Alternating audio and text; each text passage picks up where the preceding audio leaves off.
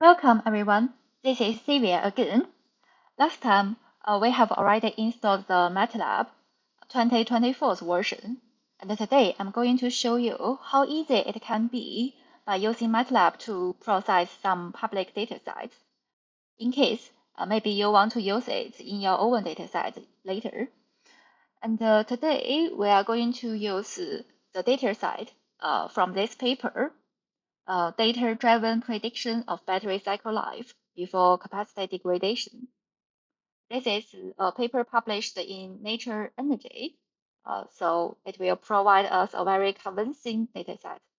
To access this dataset, you could just copy this paper's title and to search it in the Google.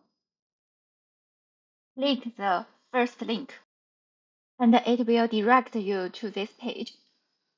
And click data availability, then you can have the access to this dataset. And please download the batches. Today we will use the 2018, this one. So you can just click download. Then after about 8 minutes, you will have it in your own folder. I have created a new folder PT5 to store this downloaded item. Copy this folder's name to your MATLAB and go into it. And you can find your downloaded item has already listed in your MATLAB, so you can use it very easily. By double-click this item, you can manually load it into your MATLAB workspace. Because this file is about 3 gigs, you remember, so it may take a longer time to load it into your workspace. Actually, when you manually double-click this file, MATLAB automatically generates a command to load this file, bring the data from the mat file into your workspace.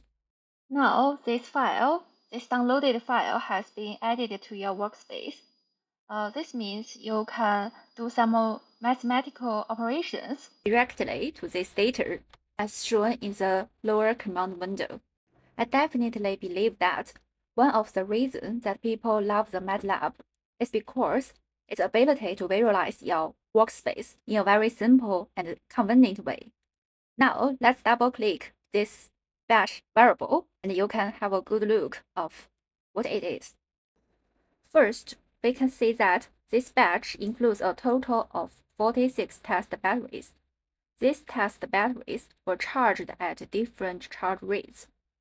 For example, the first battery was initially charged at a fast charge rate of 5 C-rate to 67% of the state of charge, and then for the remaining charge, it was completed at a reduced charging rate of about 4 C-rate. You can see, due to the effects of different charge strategies or policies, so they are the same type of batteries, but they give varying cycle lives. For instance, the first battery, under this specific charge rate, it can achieve about more than 1,000 circles before reaching its end of life. In other words, it could go through 1009 charge and discharge circles. However, for some batteries, like one I remembered, it with a lifespan of 541 life circles, which has a significantly reduced circle life. For instance, this battery is first charged at 3 C-rate and then switched to a very high charging rate like 6 C-rate. And its lifespan can drop dramatically to only 540 circles, which we can say higher charging rates can reduce the battery's lifespan. Next, let's continue using battery 1 as an example to see what it contains. Let's open the data storage section, the circles. Here you can see the DQDV feature under the discharging process. Actually, they are a very widely used feature identify batteries' aging conditions, like the SOH, state of health, or different battery degradation levels. In addition to this feature, it also concludes the records of time, capacity, and some standard metrics such as the current voltage. And this one seems like the temperature. And each circle is represented as a field.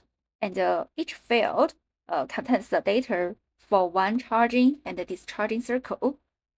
As mentioned, the first battery has a lifespan about more than 1,000, so there should be 1,000 fields.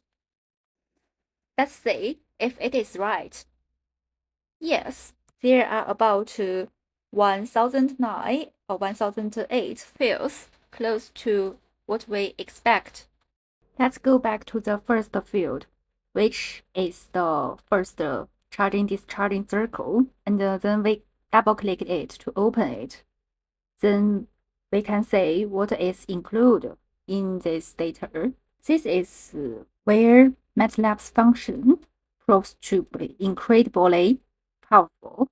Once you open this feature, you can immediately visualize it by creating a plot.